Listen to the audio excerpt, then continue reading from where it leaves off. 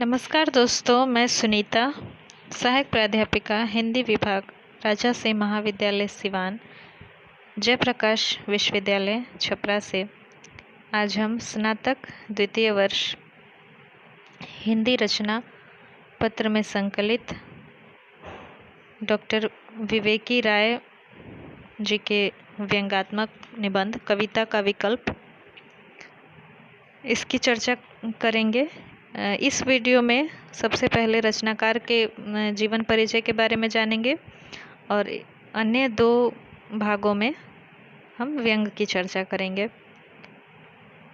Doctor विवेकी राय, जैसा कि आप सभी जानते हैं, हिंदी साहित्य के एक क्षितिज पर चमकते हुए सितारे के रूप में विद्यमान हैं। इनका जन्म सन 1924 में हुआ, उत्तर प्रदेश के गाजीपुर जिले में। इनका परिवार एक साधारण किसान परिवार था और क्योंकि इनका पालन पोषण ग्रामीण गांव में हुआ, किसान परिवार में हुआ, इसलिए ग्राम्य जीवन में इनकी रुचि शुरू से ही थी। स्थानीय शिक्षा इनकी अपने ही क्षेत्र से हुई। इसके पश्चात हिंदी से इन्होंने उच्च शिक्षा में हिंदी से इन्होंने एमए की परीक्षा उत्तीर्ण की। उसके बाद पीएचडी भी की, शोध प्रबंध प्रस्तुत किया। स्वतंत्रोत्तर हिंदी कथा साहित्य और ग्राम्य जीवन, तो ग्राम्य जीवन से इनका लगाव शुरू से ही रहा। पढ़ाई पूरी करने के पश्चात कुछ समय तक इन्होंने आज जो पत्र है, समाचार पत्र, उसमें स्तंभ भी लिखा, मनबोध मास्टर की डायरी शीर्षक से। उसके पश्चात ये लेखन कार्य में सक्रिय हो गए पूरी तरह से। यूँ तो विवेकी राय जी उपन्यास, कहानियाँ, कविता, ये सभी निबंध, सभी विधाओं पर अपनी पकड़ रखते हैं, परंतु मुख्यतः इनका जो निबंधकार रूप है वो सभी को पसंद आता है और ललित निबंधकार के रूप में इनकी जो विशेष एक पहचान बनी हुई है हिंदी साहित्य में, वो आज भी उसी तरह विद्यमान है। इनके जो रचनाओं में एक सीधे साधे ग्रामीण की छाप दिखाई देती है। अपनी बातों को बहुत ही सरलता से कहते हैं और विषय को भी अनावश्यक विस्तार नहीं देते हैं। इनका जो विषय, इनके विषय जो हैं वो सीधे सीधे हमारे मन को छूते हैं और हम पर असर डालते हैं, पाठक से सीधे संवाद करते हैं। कोई आडंबर नहीं, एकदम सीधे हृदय को छूने वाली बात विवेकी राय जी करते हैं।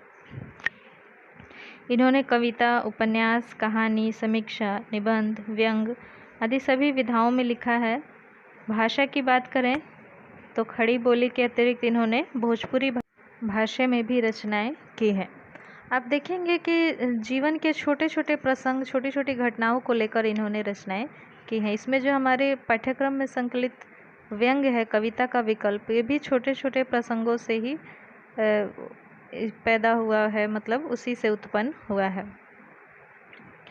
इनकी रचनाओं की खासियत ये है कि इनकी रचनाओं में सरलता होती है, यानी अपने कहानियाँ हो या उपन्यास हो या निबंध हो, उसको जटिल होने से बचाते हैं। और ये नहीं कि बहुत सारी अनावश्यक घटनाएं, बहुत सारे मोड़ उसमें दिखाई दे। एकदम सीधी सपाट तरीके से इनकी कहानियाँ या उपन्यास या कोई भी रचनाएं चलती हैं और संक्षिप्त भी होती हैं, अत्यधिक विस्तार नहीं होता है। इससे क्या होता है कि उसका जो प्रभाव है पाठक के मन पर, वो एकदम से असर करती हैं। छोटी और जो वजनदार चीज़ें होती हैं वो पाठक को ज़्यादा असर करती हैं सीधी सरल भाषा में, बजाय कि जटिल हो और घुमावदार भाषा में हो उसके बरक्स। अब इनकी रचनाओं को देख लें तो इनकी प्रमुख रचनाएं अगर आप देखें तो अर्गिला, रजनीगंधा ये कविता संग्रह हैं। कहानी संग्रह में नई कोयल, गूंगा जहाज, बेटे की बिक्री, चित्रकूट के घाट पर आदि ये कहानी संग्रह हैं। उपन्यास इनके पुरुष, पुराण, श्वेत पत्र, सोना माटी आदि उपन्यास हैं। ललित निबंधों में फिर बैतलवा डाल पर, जुलूस रुका है, गवई गंध, गुलाब, मनबोध मास्टर की डायरी, ये ललित निबंध है। जो मनबोध मास्टर की डायरी, ये जो स्तंभ लिखा करते थे आज पत्र में, उसी को ये संकलित करके इसको इसके रूप में प्रकाशित किया गया है। तो ये था डॉक्टर विवेकी राय जी का परिचय। और आज के समय में जो आधुनिक काल के जो भी रचनाकार हैं, उनमें इनका एक विशेष अलग स्थान है और अलग इनकी पहचान है। इसमें जो हमारे पाठ्यक्रम में संकलित है कविता का विकल्प, यह एक व्यंग है।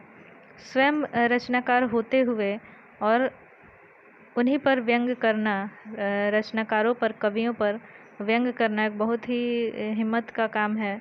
ये जो स्तर गिरता जा रहा है साहित्य का, उसके बारे में इन्होंने इस व्यंग में बात की है कि किसी के पास समय नहीं है गहरे भावों को पकड़ने का, लिखने का और उनको सुनने का।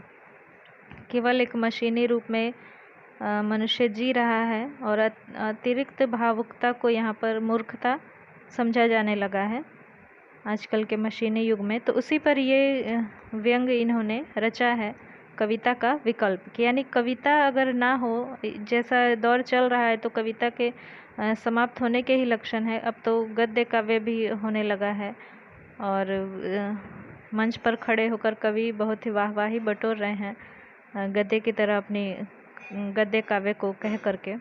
तो उसका अगर ये कविता कभी समाप्त हो जाती है तो उसका विकल्प क्या है, यही ये व्यंग है कि उसके बदले में क्या चीज़ है जो कविता का स्थान ले सकती है। जाहिर है कि ऐसी कोई चीज़ नहीं है जो कविता जो भावों से बनी है, जिसकी रचना भावों से हुई है, उसका स्थान ले सके।